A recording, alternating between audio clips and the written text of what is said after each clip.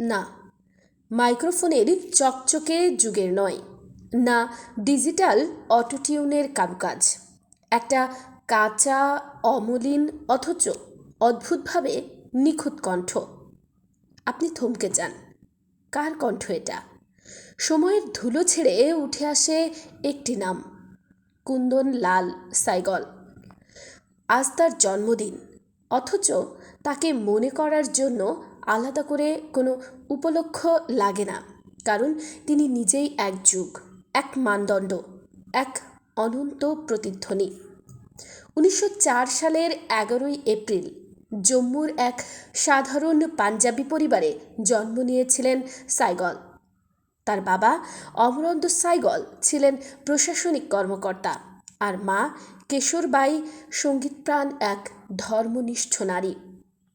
এই মায়ের হাত ধরেই ছোট্ট সাইগল প্রথম শুনেছিলেন ভজন, কীর্তন, শাস্ত্রীয় সুরের গভীরতা। শৈশব থেকেই তার মধ্যে সুর যেন জন্মগতভাবে প্রবাহিত হচ্ছিল। প্রাতিষ্ঠানিক শিক্ষা তার কাছে গুরুত্বপূর্ণ হয়ে ওঠেনি। স্কুল ছেড়ে কাজ শুরু করেছিলেন রেলওয়েতে, পরে টাইপরাইটার বিক্রেতা হিসেবে ঘুরেছেন শহর থেকে শহরে। কিন্তু আসলে তিনি খুঁজেছিলেন একটা মঞ্চ, একটা সুযোগ, একটা শ্রোতা। 1930-এর দশকে সাইগলের জীবনে মোড় নেয় কলকাতায় এসে। সেই সময় ভারতীয় চলচ্চিত্রের প্রাণকেন্দ্র ছিল এই শহর। এখানেই তার পরিচয় হয় সঙ্গীত পরিচালক রায়চাঁদ বড়াল এর সঙ্গে এবং যোগ দেন নিউ থিয়েটার্সে।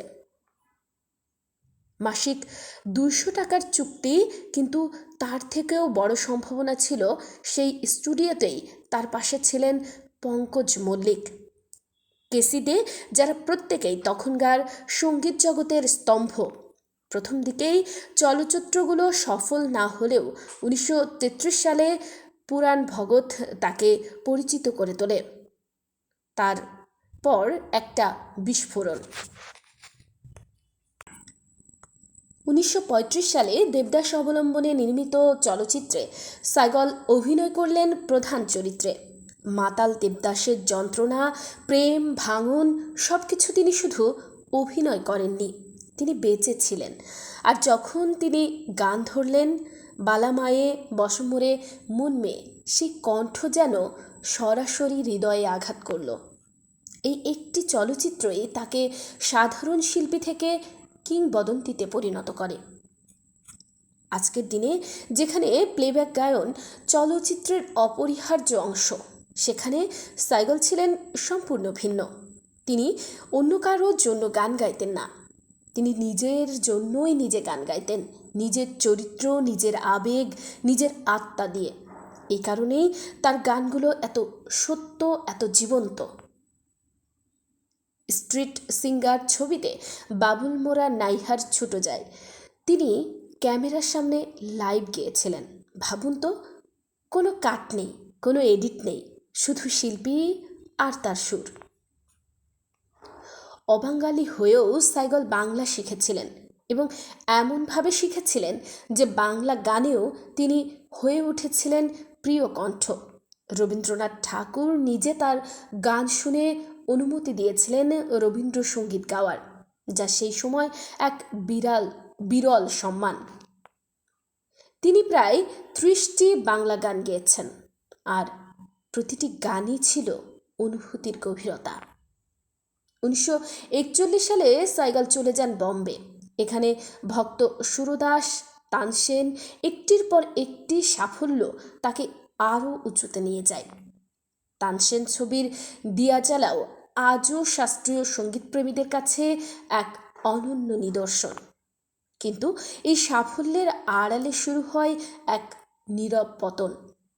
অ্যালকোহল তার জীবনের অংশ হয়ে ওঠে। ধীরে ধীরে তার নির্ভরতায় তারপর আসক্তিতে রূপ নেয়। শোনা যায় তিনি নাকি মদ না খেয়ে গানই গাইতে পারতেন না।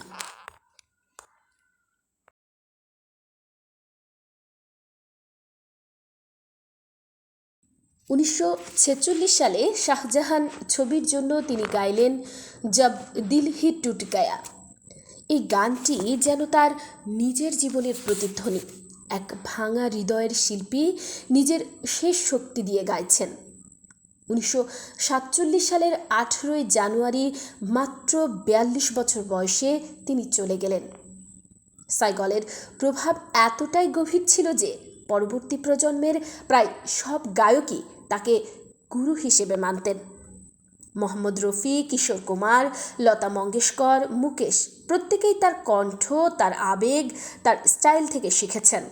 তার গাওয়া প্রায় 185টি গান আজও সঙ্গীতের শিক্ষায় পাঠ্য, অনুপ্রেরণা, মানদণ্ড। কিন্তু সত্যিটা কি জানেন? আজকের দিনে আমরা উন্নত প্রযুক্তি, নিখুঁত রেকর্ডিং, অসংখ্য ইফেক্ট সব কিছুর মধ্যে গান শুনি, তবু যখন সাইগলের গান বাজে মনে হয় কিছু একটা আলাদা। কারণ তিনি শুধু গান গাইতেন না, তিনি গান হয়ে উঠতেন। ভাবুন তো, একজন শিল্পী যার রেকর্ডিং প্রযুক্তি ছিল সীমিত, যার জীবন ছিল অস্থির, যার কণ্ঠে ছিল না আধুনিক পরিশুদ্ধতার সুবিধা, তবু আজ 2026 সালে দাঁড়িয়ে আপনি যদি চোখ বন্ধ করেন আর তার গান শোনেন, তাহলে হঠাৎ মনে হবে সম্ভবত আমরা এগিয়ে যাইনি, আমরা শুধু তাকে ধরার চেষ্টা করে যাচ্ছি।